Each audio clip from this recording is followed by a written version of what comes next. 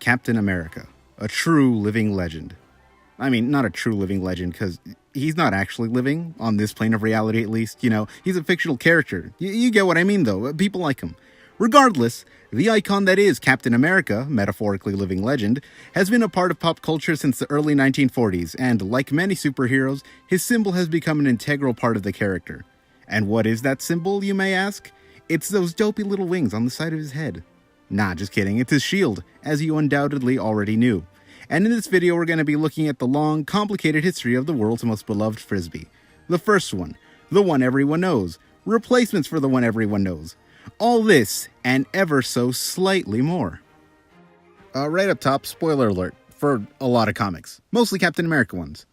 When Captain America first came onto the scene in 1941, not only was he punching old Adolf on the jaw, but he was also wearing a different costume design than the one he would become known for. Most notably, however, he had a completely different shield, one that bore a resemblance to heater-style shields, designs that had been outdated for quite some time. And while most of the country were adoringly mad about Cap and his adventures, a group of people were just kinda mad. MLJ Comics, the predecessor to the still-running Archie Comics, had just a year prior debuted their own patriotic superhero named The Shield. So when this new, fresh-faced patriotic propaganda showed up, with a similar-looking symbol to their guy, they were understandably a little annoyed. Under pressure from their competitor, they decided to change the design, and the iconic discus design debuted the following issue. While the reason Cap lost the shield makes sense from a publishing standpoint, it is decidedly more complex in universe. For decades, it was seemingly just forgotten and never to be mentioned again, like Tony Stark's outfits in the 80s. However, in the Avengers Under Siege storyline, where the second Baron Zemo and a menagerie of other villains invaded and took over the Avengers Mansion, the original shield finally resurfaced in a small bunker that held several mementos of Cap's World War II days. In there, along with the shield, were pictures of Steve's mother and the long-thought-dead Bucky, which were torn up by Zemo. The shield, however, was crumpled beyond repair by the villain Mr. Hyde, all in an attempt to break Cap's spirit. They also tortured the Avengers' butler Jarvis, but we won't discuss it in detail because it's pretty dang dark. Regardless, after decades of not seeing it, or caring about it really, we finally got a definitive answer for the original shield's whereabouts. Or did we? In the early 2000s, a Black Panther story revealed that in World War II, Cap actually journeyed to Wakanda and met T'Challa's father, who at that time was the Black Panther. Despite some initial misunderstandings, the two eventually became friends, with the Wakandan king gifting him some vibranium, and Cap leaving the heater shield as a mark of trust. So yeah, that kind of wrinkles the idea of it being with Cap and the Avengers the whole time. But maybe Cap got a second heater shield before he got the new design. Sure, I've overlooked weirder things. But actually, no, that doesn't work either. In 2010, we got another flashback story that also featured Cap in Wakanda during World War II. Like the prior story, Cap meets the Black Panther, except this time it's retconned to have been T'Challa's grandfather. But at the end of that story, the two heroes face off against an armor-clad Red Skull, who decimates Cap's heater shield, serving as an amalgamation of the two prior explanations. Azuri, the Black Panther of the 40s, allows Cap to use a discus-shaped vibranium shield, which would inspire the second design. So that's 3 different explanations of what happened to the original. Which do you consider canon? Cause honestly, any of them work since it always ends with Cap getting the classic design. It was in the second issue of Cap's first series that he got the now iconic shield. Presented to him by President FDR, Cap would use this shield for the rest of the war and into the modern day. Unlike the first shield, which was made of steel, this new design was much more unique. Created by Dr. Myron McLean, this new shield was a vibranium steel alloy with a secret third ingredient that has never been disclosed. Mainly because even McLean doesn't know what it is. In his efforts to replicate the metal, McLean actually created the metal adamantium. So that's fun. Throughout the years, Captain America has perfected usage of the shield, using it not only defensively but also offensively. Using the shield's unique physiology, that's totally in line with science and not at all ridiculous, so shut up, Cap is able to ricochet the shield off objects to hit opponents as a tactical advantage. After years of working with the shield, Cap has become completely in tune with it, treating it as an extension of himself. That said, this prohibits any big changes to the shield. This includes special magnets that Tony Stark created to help him recall the shield when he first joined the Avengers. While they were handy, Cap quickly got rid of them as they threw off the balance. Possibly the most defining characteristic of Captain America's shield is its indestructibility. Characters all over the Marvel Universe, both good and Nazi, frequently tout the shield as one of the strongest weapons in the world, and quite possibly the universe. So let's talk about times that wasn't true. The Molecule Man once disassembled the shield, along with Iron Man's armor, the Silver Surfer's board, and Thor's hammer. During the Secret Wars storyline, the first one, not the new one, Doctor Doom became a god, again, first one, not new one, and unleashed chaos on a planet called Battleworld that someone else had to come in and fix. Okay, I understand there are several parallels, but I promise I'm talking about the first one. Anyway, Doom killed all the heroes and busted up Cap's shield because when there's a desperate situation, having the shield broken is one of Marvel's favorite things to do. Speaking of things going to crap though, after Thanos became a god and erased half the universe, many of Earth's heroes were notably pissed and went to face him.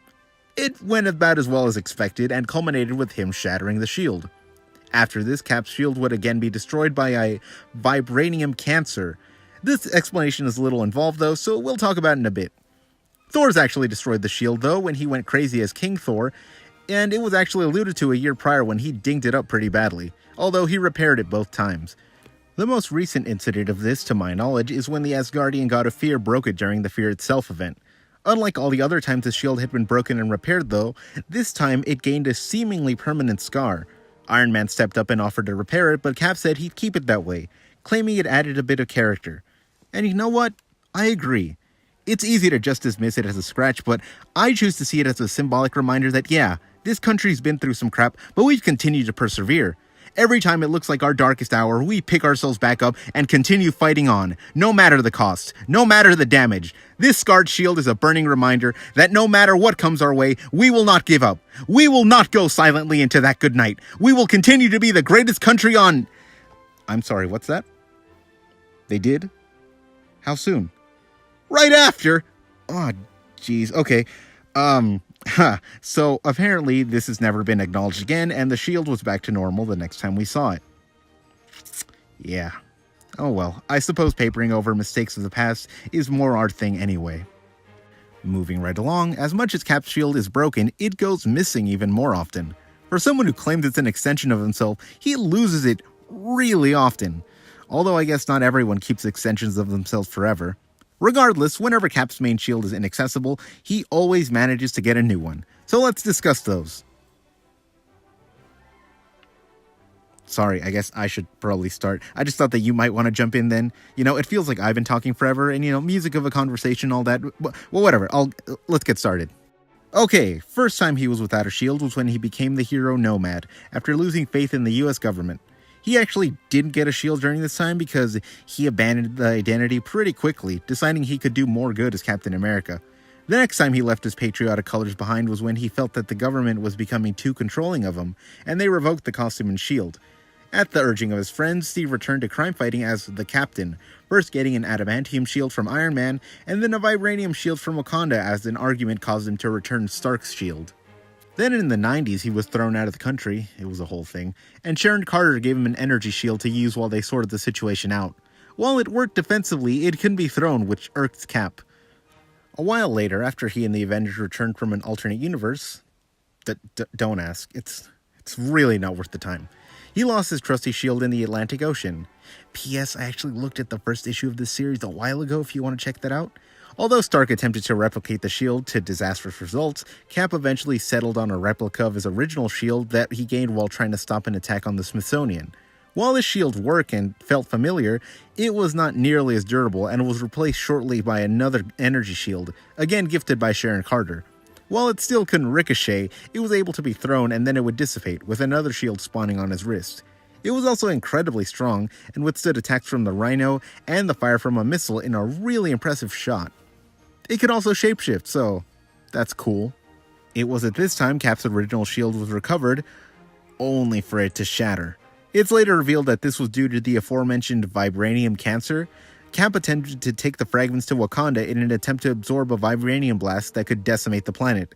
However, once there, the supervillain Claw absorbs the blast himself, and it inadvertently repairs the shield, finally reuniting the pair. The next times Cap was without a shield was when he wasn't the only Cap. During Bucky's tenure as Cap, Steve became the leader of the covert Secret Avengers, complete with a darkened suit and another energy shield.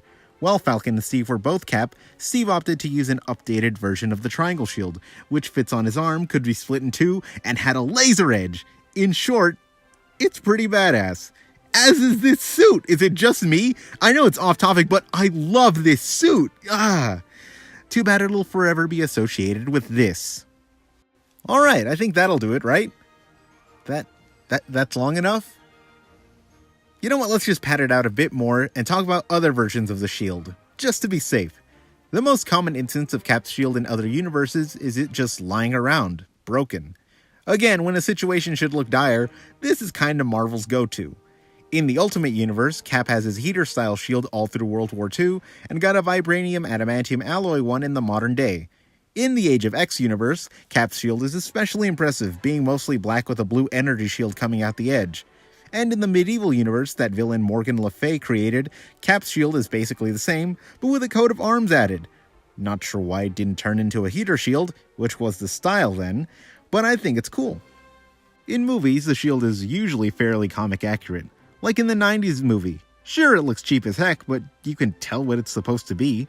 And the MCU has seemingly told a more streamlined history of the shield, going from the heater shield to the classic shield, complete with magnets that are there for a minute and then are disregarded, to the badass triangle one. One standout, though, is from the 70s TV movies. I mean, what the heck is this? There's no white, it's just see-through? He uses it as a windshield. Windshield! I don't know, it's out of the box, but I actually kind of dig the look. Oh, and also Stephen Colbert has a shield. Good for him, I guess. Okay, that's it. That's the last shield we're talking about today. And I think it's become pretty obvious that, much like its owner, this shield has become a symbol of hope and liberty all over the world. Doesn't matter whether it's triangle-shaped, made of energy, or just back to basics, whenever this shield enters the fray, everyone knows that they must yield. Avengepril has launched. Stay tuned for more Avengers stuff all month long, and let me know down in the comments which one was your favorite Captain America shield. Was it one that I didn't list? Cause God knows I missed a lot of them. By the way, the issue numbers of several of the important events are below in the description if you're interested in checking some of those out. I listed them all out because I found them surprisingly hard to track down. I'm not saying I'm a hero, but if you think I am, I wouldn't mind a like or a subscribe, or if you just enjoyed the video, it'd sure help me. Anyway, I've been the Watcher of New Earth, and I hope I'll see you next time.